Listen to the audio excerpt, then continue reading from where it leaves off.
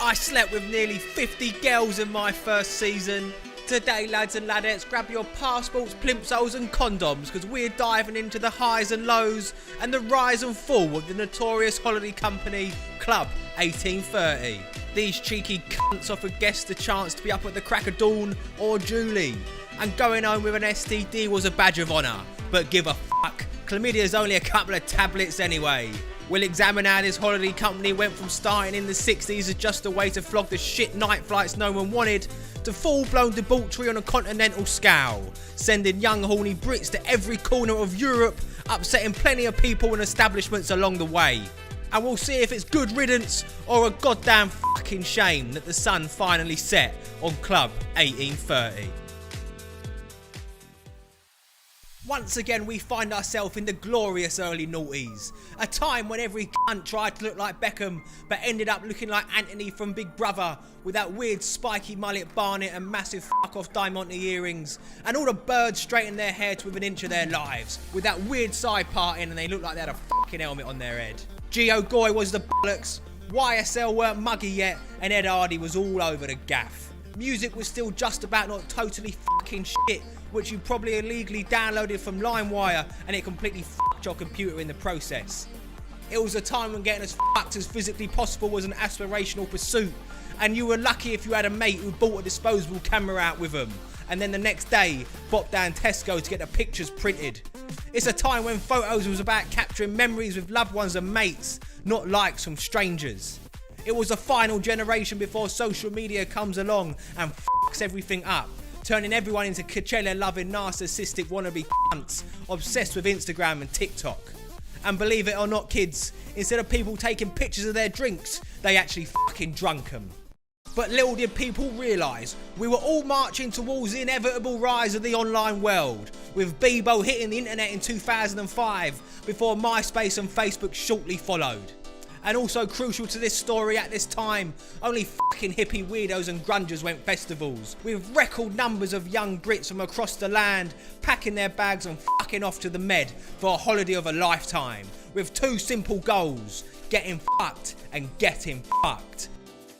And there, with the promise of bar crawls, booze cruises, untold sex, unlimited binge drinking, and ready to pour fuel on these flames of hedonism and profit from the debauchery, are the subjects of this video. And that, my friends, is Club 1830.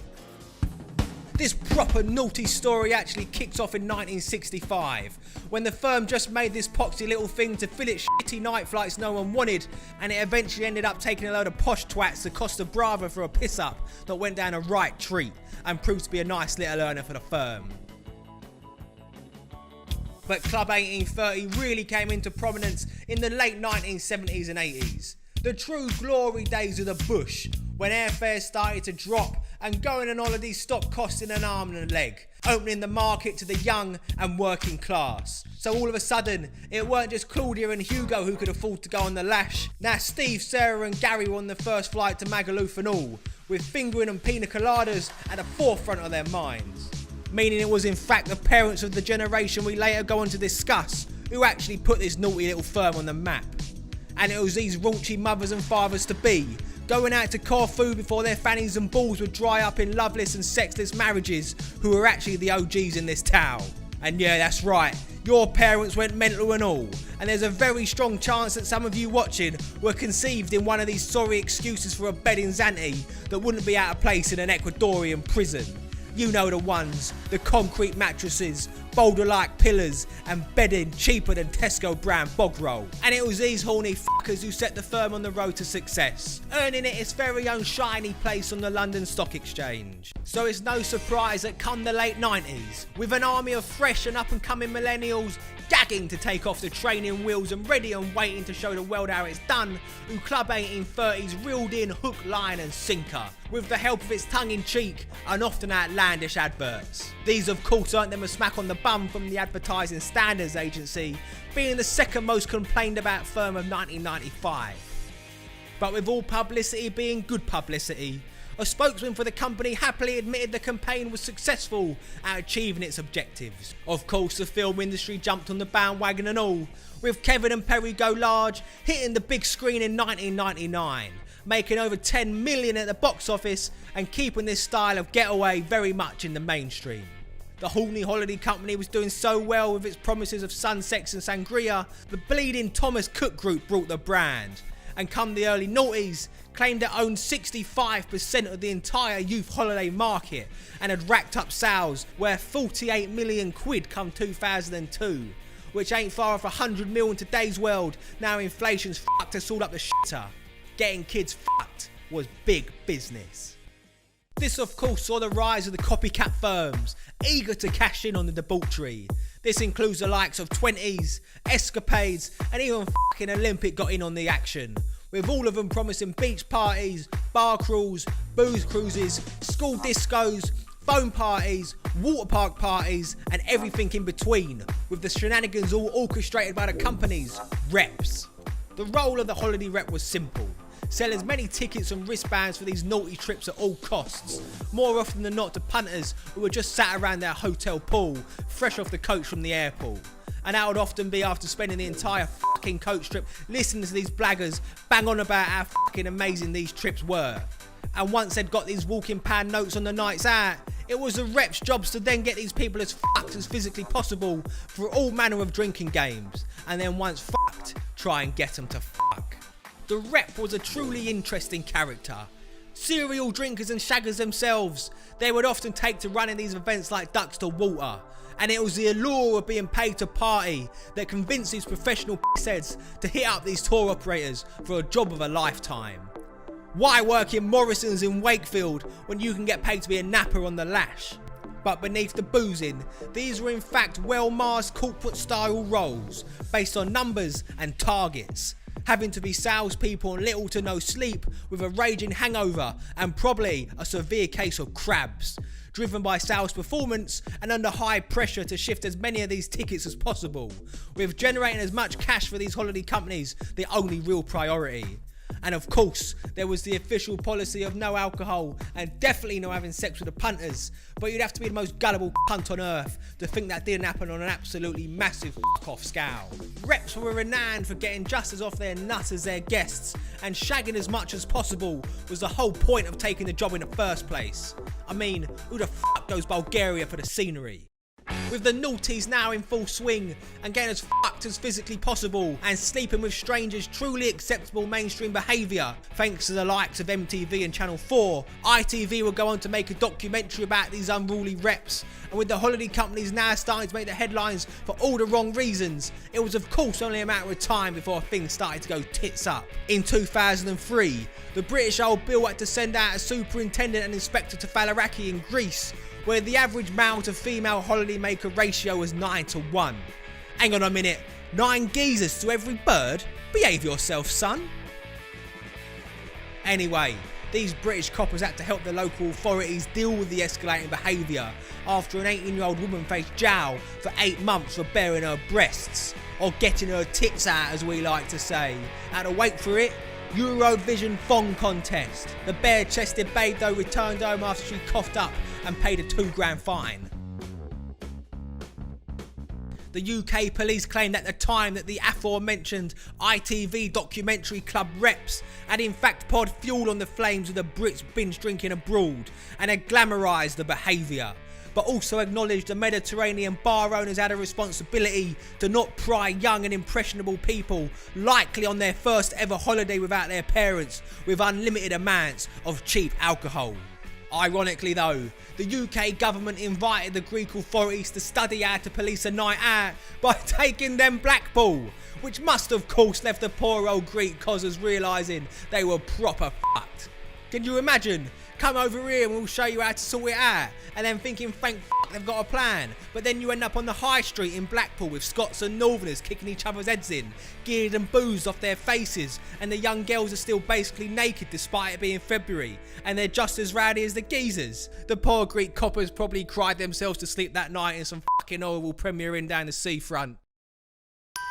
Tragically though, a 17-year-old British holidaymaker from Northern Ireland lost his life in a stabbing incident on a bar crawl before another lost his life in a suspected drug overdose. So it had become the perfect storm of young Brits acting up on holiday, inadequate policing, greedy Greek and Spanish bar owners plying the kids with booze through their ridiculous 5 for 1 and a free shot type drink offers, which was all made possible by the tour operators, such as Club 1830, that facilitated the coming together of these groups by selling the package holidays in the first place, and once there, they would actively encourage and profit from it.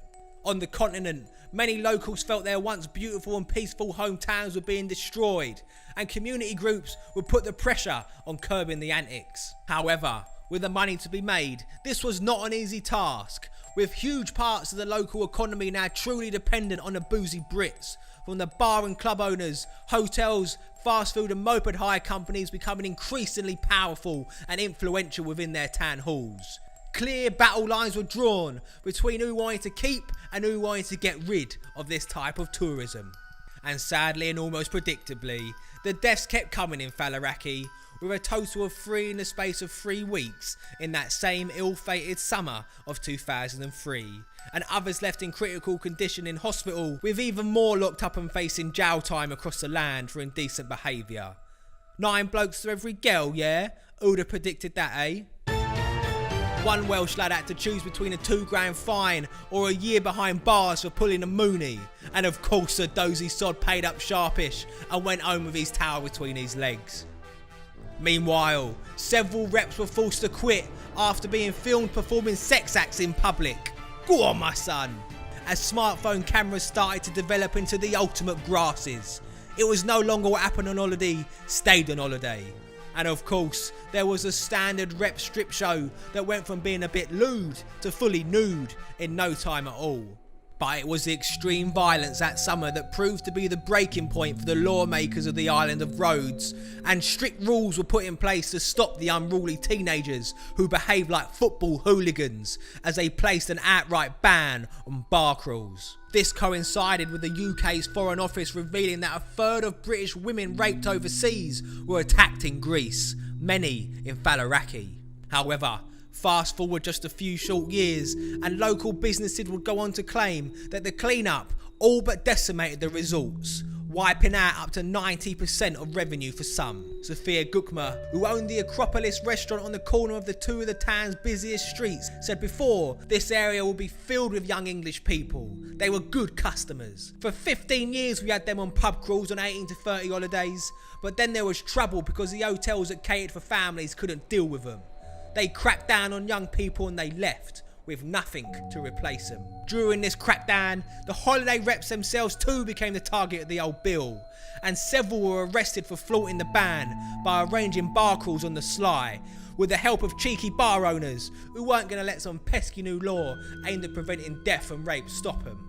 By the mid-2010s, despite a short-lived resurgence thanks to the likes of Sunsex and Suspicious Parents and the In-Betweeners movie repopularising the boozy Brits abroad holiday, the number of holidaymakers slowly but surely dwindled. In early 2013, the UK's Office of National Statistics released data showing a steady decline in 16 to 24-year-olds' alcohol consumption, stating, the proportion of young adults who drank frequently has fallen by more than 2/3 since 2005, and with the number of teetotal young people increasing by over 40% from 2005 to 2013. At this time, the Apple iPhone 5S was leading the smartphone market, and Instagram had just reached 100 million users, with selfie culture well and truly ingrained in the mainstream. Now, this ain't to say that binge drinking culture was dead. Oh no, it was still well and truly alive, but the alternative gym and protein shake lifestyle was now also taking hold, and attitudes were beginning to shift away from glamorising being out your face to people caring about their online personas in large enough numbers that in May 2018, Thomas Cook announced that due to the changing tastes of consumers and a new focus on the company's own brand portfolio, the future of Club 1830 would be reviewed. And on the 8th of October 2018, they confirmed the brand would shut its doors forever, and that summer 2018 would be its last operating season. The BBC reported that the company openly blamed its demise on the rise of ego travel, with Instagram inspiring young people to seek more photogenic travel opportunities, with more than half of the 18 to 24-year-olds asked in the report said they considered potential social media posts when booking an holiday. The last Club 1830 guest flew home from the island of Zante on the 27th of September 2018. Now, this ain't to say this type of holiday is dead. Young British lads still troll the continent on the lash to this day, but just in much smaller numbers and largely the preserve of the working class and considered a staple of chav culture. And the results are still continuing the crackdown to this very day.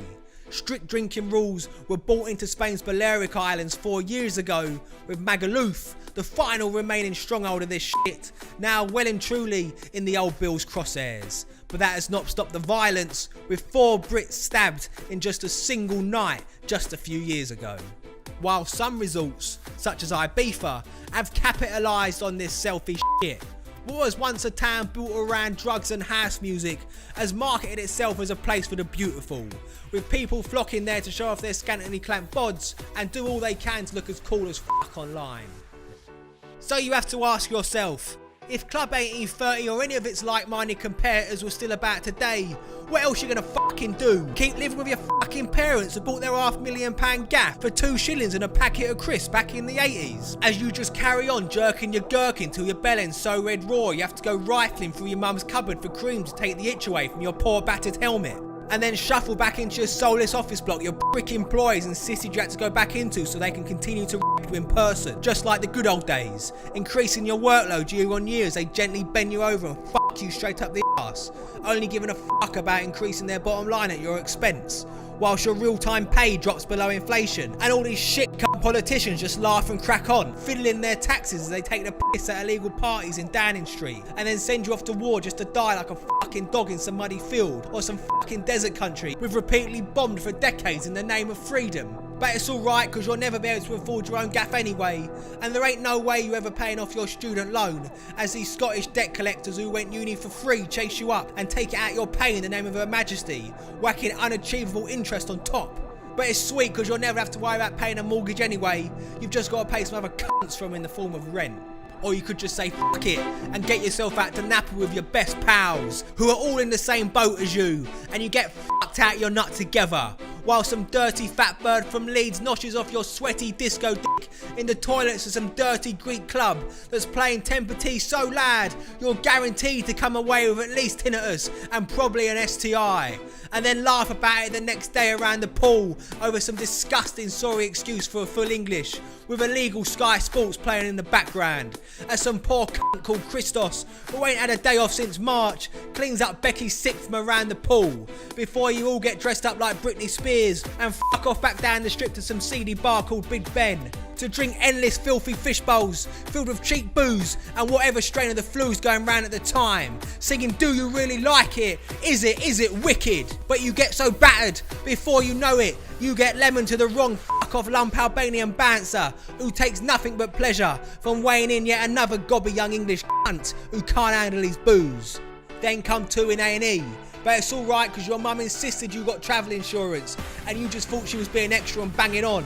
But you're glad as fuck you listened to her now. But you're still going arse on that quad with Liam because it'll be well fun. But it ain't fun and games no more because you've just been pulled by some horrible Greek copper that fucking hates English jobs too for ruining his once peaceful town. And he's found you 2 clowns driving piss down the beach road without a helmet. But fuck it don't matter, just do a runner and he'll never find you if you disappear into the heaving main road. And before you know it, the sun's finally coming up and you find yourself eating some manky gyros just dripping in fat and garlic yogurt. And then somehow, you manage to make it back to your hotel just about alive. And lo and behold, you bump into Becky that you saw spewing around the pool earlier and she's well game. You end up back in her room and it feels like an 100-degree oven when you open the door. And then you thumb it in before bouncing around in her like a dying fish for 30 seconds. And did you wear a condom? Then before you know it, you're inhaling yet another so-called full English breakfast with the boys. And you do it all over again 6 more nights on the trot. I know what I'd rather do, mate. I'd rather go on an 1830s holiday. Love it.